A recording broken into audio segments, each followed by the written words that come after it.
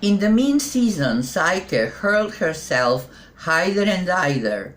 seeking day and night for her husband with unquiet mind, eager the more because she thought that if he would not be appeased with the sweet flattery of his wife, yet he would take mercy upon her at her servile and continual prayers.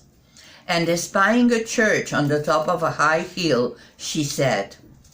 "How can I tell whether my husband and master be there or no?" Wherefore she went swiftly thitherward, and with great pain and travail, yet moved by hope and desire,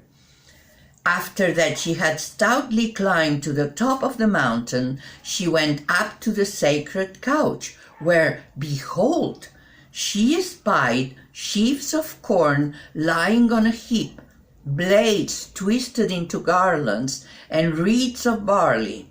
Moreover, she saw hooks, scythes, sickles, and other instruments to reap, but everything lay out of order, as it were cast down carelessly in the summer heat by the hands of laborers, which, when Psyche saw, she gathered up and put everything duly in order, thinking that she would not despise or contemn the temples of any of the gods, but rather get the favor and benevolence of them all. By and by, Lady Ceres came in, and beholding her busy and curious in her chapel, cried out afar off and said, "O Psyche, needful of mercy, Venus searches anxiously for thy steps in every place, mad at heart, to revenge herself and to punish thee grievously with all the power of her Godhead. But hast thou more mind to be here and to look after my affairs, and cares for nothing less than thy safety?" Then Psyche fell on her knees before her, watering her feet with her tears, wiping the ground with her hair, and with great weeping and many supplications desired pardon, saying,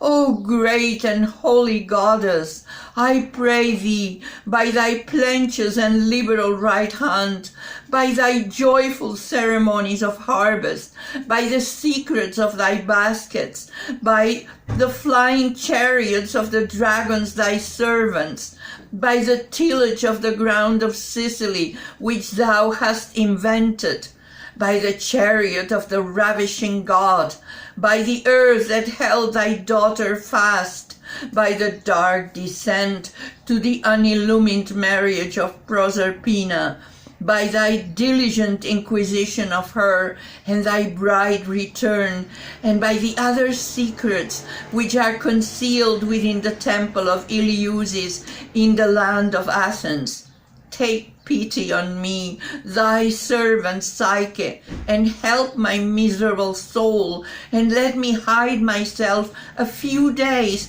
amongst these sheaves of corn, until the ire of so great a goddess be past, or until that I be refreshed of my great labor and travail." Then answered Ceres, "Verily, Psyche, I am greatly moved by thy prayers and tears, and desire with all my heart to aid thee. But if I should suffer thee to be hidden here, I should incur the displeasure of my good cousin, with whom I have made a treaty of peace and an ancient promise of amity. Wherefore I advise thee to depart from this my temple, and take it in good part in that I do not keep and guard thee as a prisoner here."